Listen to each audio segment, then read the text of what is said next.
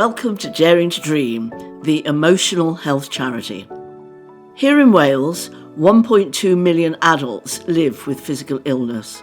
We receive great clinical care for our bodies, but illness affects the heart and mind too. Emotional health is about knowing how we feel, naming those emotions and giving them space. It's what helps us live as well as possible, whatever our diagnosis. It helps us thrive and not just survive with illness. In this podcast, you'll hear stories of courage, fear, joy, and everything in between. This is The Space to Talk. Thank you for joining us. Hello, I'm Barbara Chidgey, the founder and chair of Daring to Dream, the emotional health charity. Today, we're in the Paget Rooms in Penarth, getting ready to record our very first podcast in our series called The Space to Talk. Our guest in our opening podcast, I'm delighted to say, is Linda James. Linda, welcome. And please, could you tell us a little bit about yourself? Thank you, Barbara. It's lovely to be here. I'm Linda James.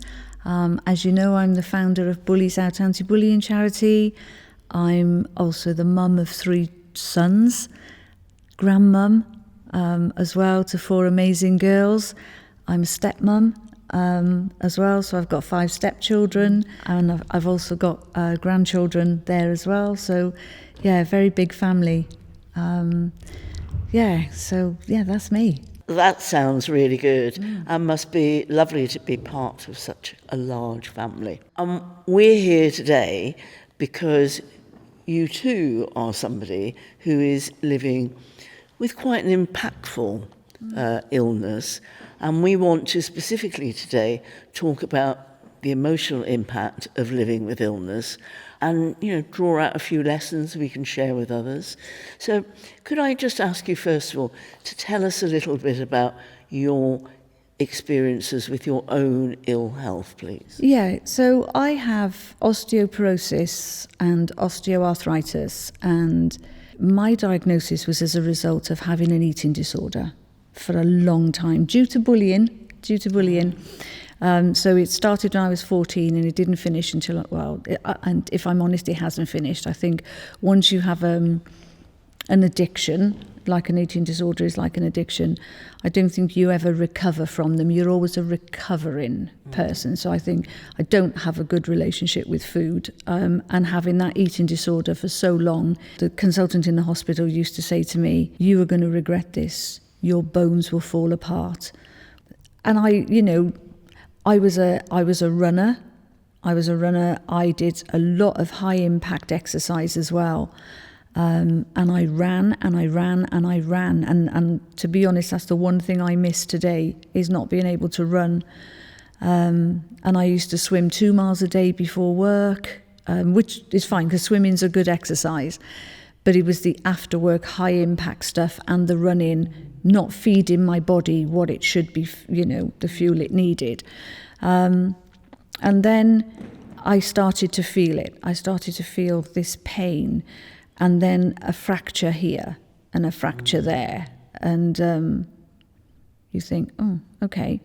So I was sent to the hospital. And first of all, they said, you've got osteoarthritis and you're really young to have this. So when they go back over my history, they put 2 and 2 together and got 4. Mm-hmm. We know why you've got it. You need to stop running. You need to stop this. You need to stop that. You need to do this. And I thought, oh my gosh, I can't.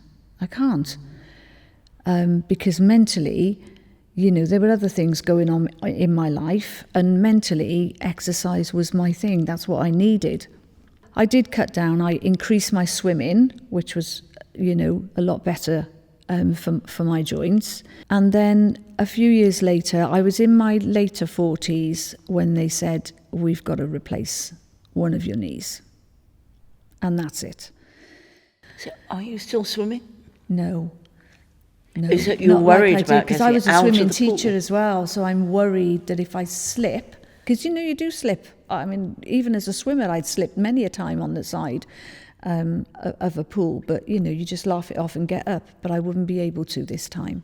So there is a fear. So we've moved naturally into talking about some of the emotions that have arisen with you, coming from your illness, the treatments, the way it impacts on your daily living. Do you want to talk a little bit more about that? You've just mentioned fear to do with falling. It's the vulnerability, isn't it? You feel, or I feel, vulnerable. I think that's what it is. And frustrated because, so I can't walk around a supermarket. I'd never go shopping on my own. And when I go, I would sort of go down sort of the middle aisle whilst who I'm with goes up and down the aisles with the shopping trolley, because I'm all right in a small shop, but not a big shop.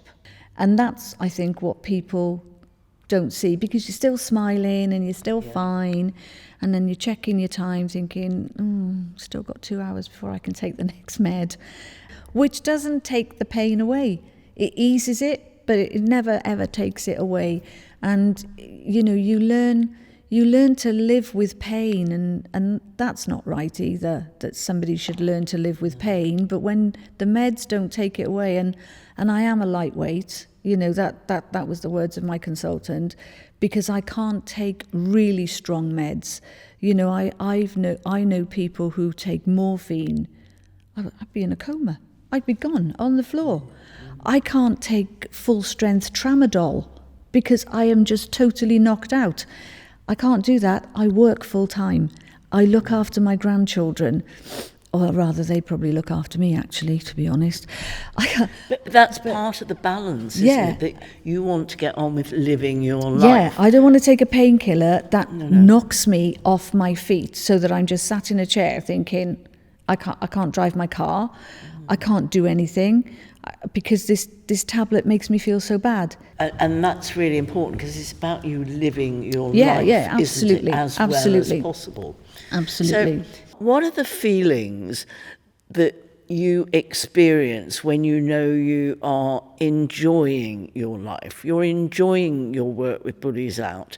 You're enjoying time with your grandchildren, your family, your friends. Yeah. Can you talk about the feelings that you experience then? Yeah, I think in my own head, I feel cross with myself because I have this disability, this illness, this condition, whatever people want to call it, because,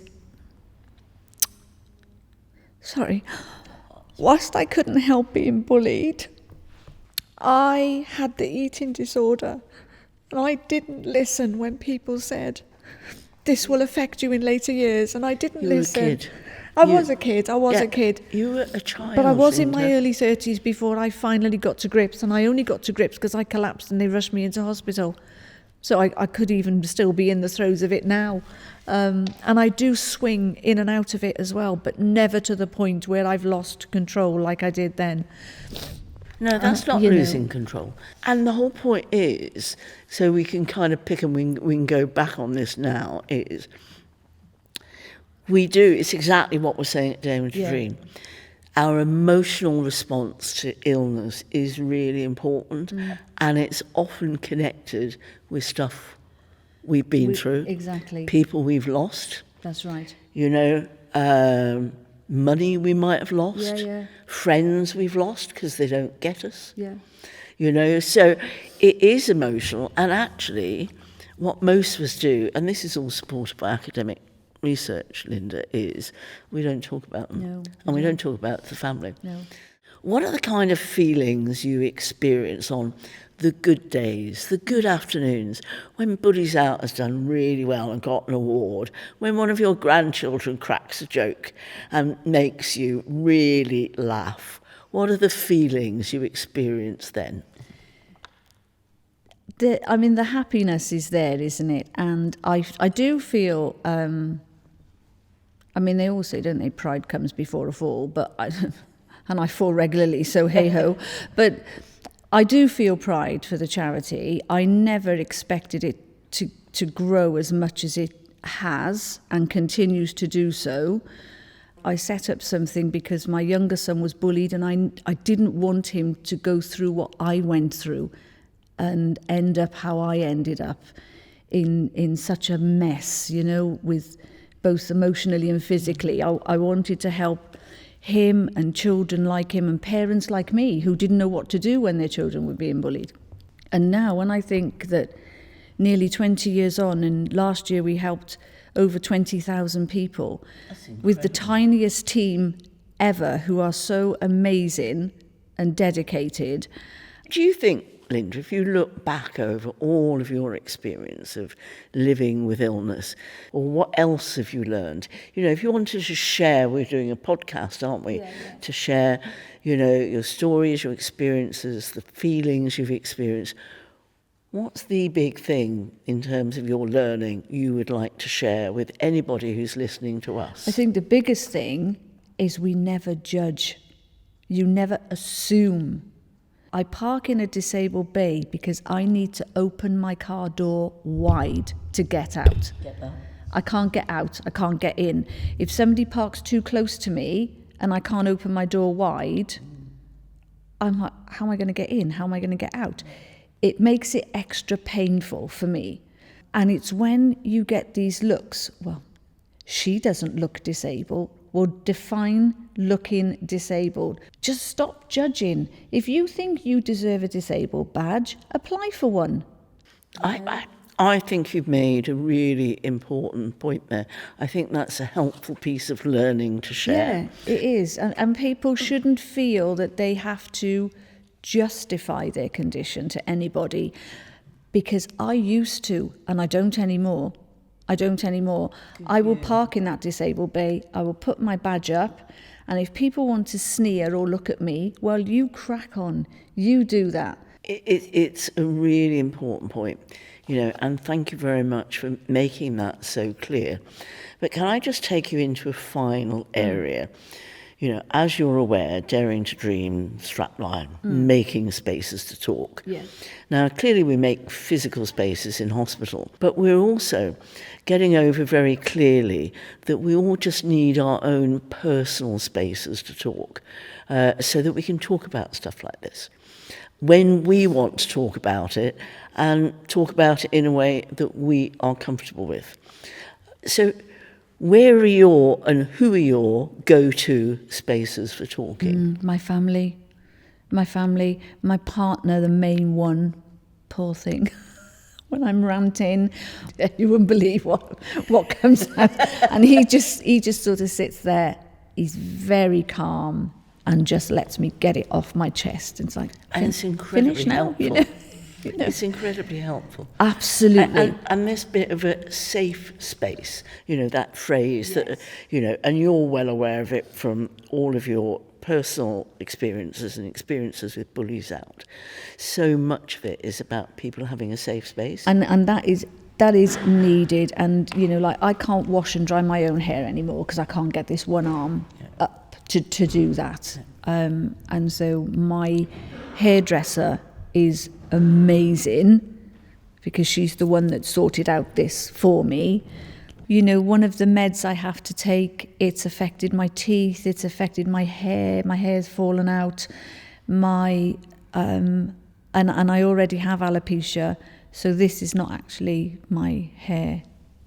Right. It's fitted on, it's not a wig, but yeah, I have alopecia as a result of the illness, and so she does it for me.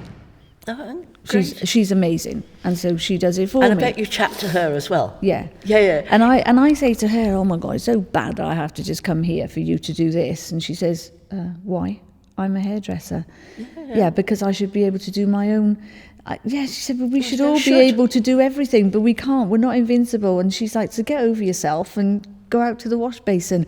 And it just puts you back in your, stop feeling sorry for yourself and just, you know, I try not to feel sorry for myself because it is what it is. Yeah. I have it. I can't take a pill that's going to get rid of it. I have it now and I have it for life. I never take offence when people sort of say things like, get over yourself, it is what it is, because they're right. And it almost like snaps me out of this, stop feeling sorry for yourself. You've built up a charity from nothing. Look where that is. You've got an amazing family who absolutely adore you and you adore them. And you can still do a lot more than other people can. So be grateful for that. Linda, that is fantastic. What a wonderful place for us to conclude our conversation. Yeah. You've given everybody such good insight that you're always having to deal with your feelings, the more challenging ones and the more happier ones. And you've described so effectively that it's a roller coaster. There are some good days, and actually there's some awful days. It's the family and friends in your life and the work with the charity, they all give you pride, love, acceptance, good humour, and this is what is helping you live as well as possible with your illness challenges. And they have to do most of the cooking because I can't lift heavy pans anymore. So that's hey a positive. Ho, there we go. That's a real positive. Yeah, absolutely. Yeah, Linda, thank you ever so much. You're welcome, Barbara. Thank you. Thank you for joining us today in Daring to Dreams, the space to talk. We do hope you were touched, inspired, and took some helpful learning for yourself from our podcast guest today. You can find out more about our work and support us financially by going to daringtodream.wales. We do urge you to be part of our mission to build a world where spaces to talk and spaces to sing are the norm and not the exception, particularly to support the emotional health of the 1.2 million adults in Wales living with illness. Please subscribe and share our podcast with others, and do join our fundraising drive. We are the Emotional Health Charity, and we are Daring to Dream.